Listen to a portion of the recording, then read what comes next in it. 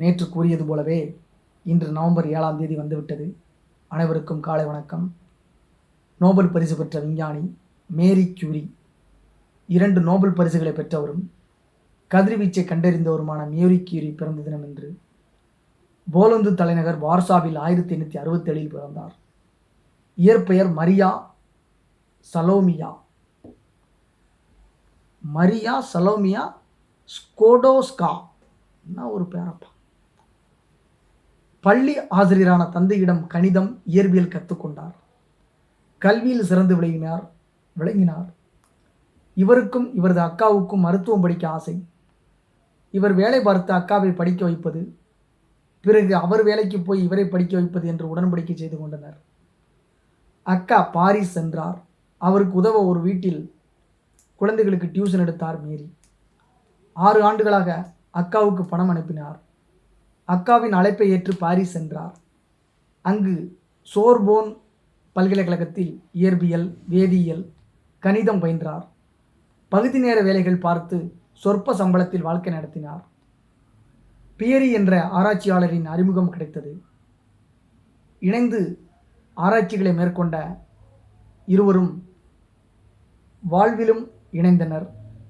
X கதிர்களை ஆராய்ந்து வந்த விஞ்ஞானி பெக்கரல் அந்த ஆய்வை தொடர்ந்து மேற்கொள்ளும் பணியை மேரியிடம் ஒப்படைத்தார். தம்பதிகள் இணைந்து ஆராய்ச்சிகளில் இறங்கினர். ஹென்றி பெக்கரல் தான் கதிர்வீச்சின் தந்தை அப்படின்னு சொல்லுவாங்க. யுரேனியம் விலை அதிகம் என்பதால் இவர்களால் வாங்க இயலவில்லை.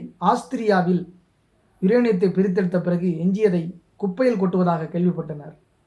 போக்குவரத்து செலவுக்கு மட்டுமே பணம் கொடுத்து அதை கொண்டு வந்தனர். டன் கணக்கில் குப்பை குவிந்தது. உரிய கருவிகள், உபகரணங்கள் இவங்கிட்ட கிடையாது. மண்ணை கரைத்து கொதிக்க வைத்து பக்குவம் செய்து சளைக்காமல் ஆய்வு செய்தனர். யுரேனிய கதிர் போல 300 மடங்கு ஆற்றல் கொண்ட கதிர்களை கண்டறிந்தனர். அந்த கதிர்பட்டு இவரது உடல்நலம் பாதிக்கப்பட்டு அந்த சூழ்நிலையிலும் மேரி பாதிக்கப்பட்டது. அந்த சூழ்நிலையில் மேரி கியூரி இது திசுக்களை அழிக்கும் ஆற்றல் கொண்டிருக்கிறது, எனவே நோய் விளைவிக்கும் திசுக்களையும் இதன் மூலம் அழிக்கலாம் என்பது தெரிய வருவதாக கூறி மகிழ்ந்தனர். தொடர்ந்து ஆராய்ச்சியில் ஈடுபட்டார். யுரேனிய கழிவில் இருந்து பொலோனியம் தனிமத்தை கண்டறிந்தார். தொடர் ஆய்வுகளில் கிடைத்த சில படிகங்கள் மற்றும் ஆற்றல் மிக்க கதிர்களை தொடர்ந்து வீசின. இந்த கதிரியக்க ஆராய்ச்சிகளுக்காக பெக்கரல் மற்றும் கியூரி தம்பதிக்கு 1903ஆம் ஆண்டு நோபல் பரிசு கிடைத்தது. சாலை விபத்தில் கணவர் பியரி 1906ஆம் ஆண்டு இறந்தார். சிறிது காலம் சோகத்தில் இருந்த மேரி பின்னர் உறுதியுடன் ஆராய்ச்சி செய்து ஆராய்ச்சிகளை தொடர்ந்தார். கணவர் பார்த்த பேராசிரியர் பணியை பிரான்ஸ் அரசு இவருக்கு வழங்கியது. பாரிஸ் பல்கலைக்கழகத்தின் முதல் பேராசிரியை என்ற பெருமையை பெற்றார். ரேடிய கூட்டுப்பொருளின் படிவங்களை பிரித்தெடுத்து ரேடியம் தனிமத்தை தனியாக பிரித்தார். இதற்காக 1911ஆம் ஆண்டு 2வது நோபல் பரிசு பெற்றார். 1911ஆம் ஆண்டு நம்ம இந்தியாவில் பொறுத்தளவு 5 வங்கப்பிரிவினை, 6 சூரத்து, 5 1907 சூரத்து பிளவு, 1911 வங்கம் இணையும், 1916 சூரத் இணையும். அப்போ 1900 வங்கம் இணையிற வருஷத்தில் 1911 வங்கம் இணையிற வருஷத்தில் இவர் பிறந்திருக்கிறார். இவர் 2வது நோபல் பரிசை வாங்குகிறாரு.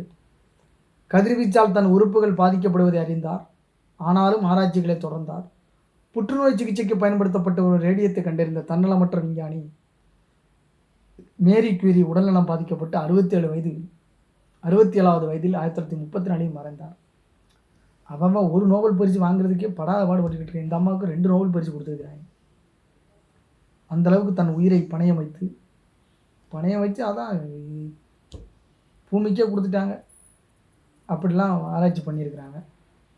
நம்ம ஆளுங்க அதை சரியாக பயன்படுத்த தெரியாமல் அணு ஆராய்ச்சி, அணு ஆயுதங்கள்னு சொல்லி சண்டையை போட்டு தர்றாங்க. மோசமான பயில்கள். நவம்பர் 7ஆம் தேதி வெள்ளிக்கிழமை.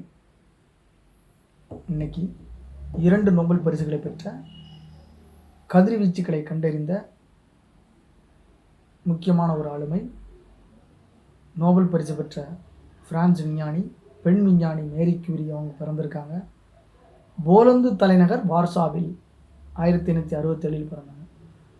போலந்துன்னு சொல்லி நம்ம ஒரு தெரியாத நாடு, ஒரு சின்ன நாடு, மணிலா அந்த மாதிரிலாம் நம்ம நினைப்போம். எவ்வளவு அந்த நாட்டில் ஒரு 3 நோபல் பரிசு இவங்க வீட்டுக்காரர் நோபல் பரிசு வாங்கியிருப்பார். அவங்க குழந்தையும் நோபல் பரிசு வாங்கியிருக்கும்னு நான் நினைக்கிறேன். தேடி பாருங்கள். நன்றி, வணக்கம்.